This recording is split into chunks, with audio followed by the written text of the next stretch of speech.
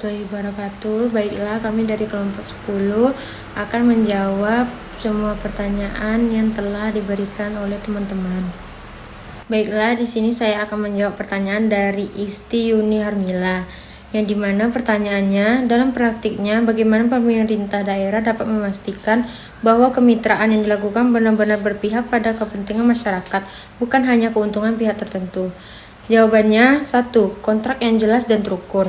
Dari materi kami di slide 10, salah satu syarat kontrak yang efektif adalah spesifikasi kontrak yang jelas dan standar kinerja berdasarkan SPM atau standar pelayanan minimal. Artinya, sejak awal harus sudah ditetapkan secara hitam di atas putih.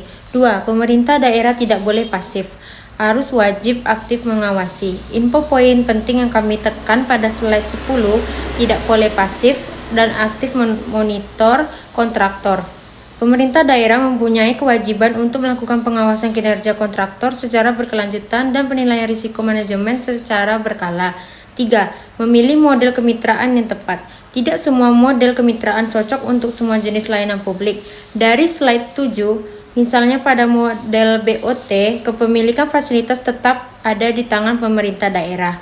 Ini lebih aman dari sisi kontrol publik dibandingkan model BOO yang menjual kepemilikan penuh ke swasta.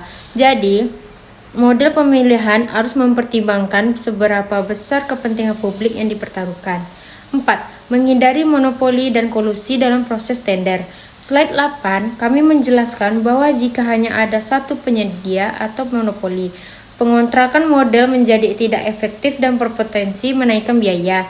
Selain itu, di slide 9 juga menyebutkan potensi kesalahan dalam proses tender sebagai salah satu risiko nyata. Maka proses seleksi mitra harus terbuka, kompetitif, dan transparan agar tidak hanya menguntungkan pihak-pihak tertentu yang mempunyai akses. Yang terakhir, yaitu 5. Perencanaan dan manajemen risiko yang matang.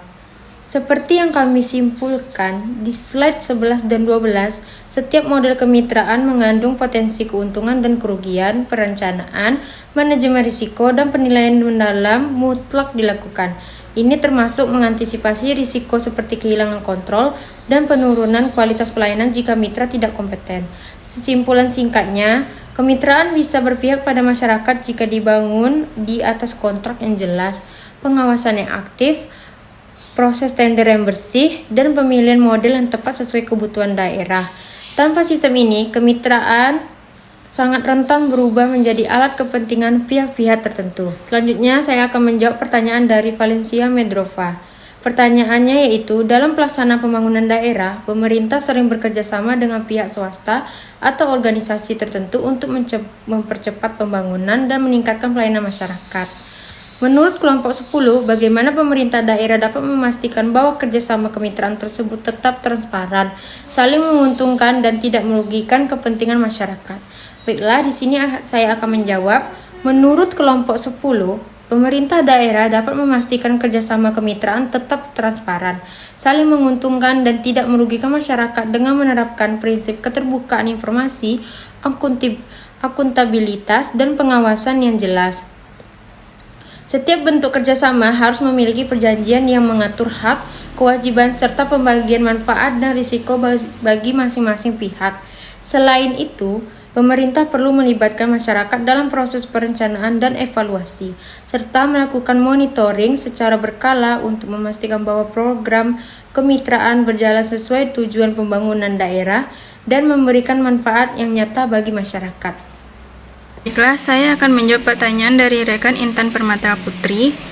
Pertanyaannya yaitu, daerah-daerah yang terpencil dan kurang menarik secara investasi hampir tidak mungkin mendapatkan mitra swasta yang berkualitas, sehingga manfaat kemitraan pada kenyataannya hanya bisa dinikmati oleh daerah yang sudah relatif maju.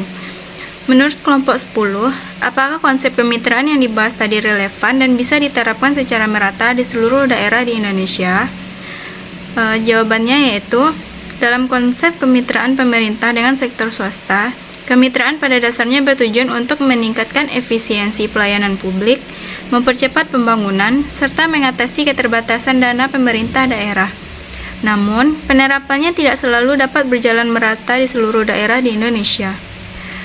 Dan kami berpendapat bahwa konsep kemitraan tersebut memang relevan diterapkan di Indonesia. Tetapi efektivitasnya sangat dipengaruhi oleh kondisi masing-masing daerah. Daerah yang sudah maju memiliki infrastruktur yang baik, potensi ekonomi yang tinggi, dan pasar yang menjanjikan akan lebih mudah menarik investor atau mitra swasta yang berkualitas. Dan sebaliknya, daerah terpencil dan tertinggal seringkali kurang diminati karena dianggap memiliki risiko tinggi dan keuntungan yang kecil. Keberhasilan kemitraan dipengaruhi oleh beberapa keberhasilan, yaitu kapasitas pemerintah daerah, kapasitas regulasi, potensi ekonomi daerah, kualitas sumber daya manusia, dan serta iklim investasi yang kondusif. Oleh karena itu, konsep kemitraan belum bisa diterapkan secara merata tanpa adanya campur tangan pemerintah pusat. Pemerintah perlu memberikan dukungan berupa insentif, pembangunan infrastruktur dasar, subsidi, serta regulasi yang mendorong investor masuk ke daerah tertinggal agar manfaat kemitraan tidak hanya dirasakan oleh daerah maju saja. Baik, sekian jawaban dari pertanyaan Intan Permata Putri. Saya akhiri. Wassalamualaikum warahmatullahi wabarakatuh.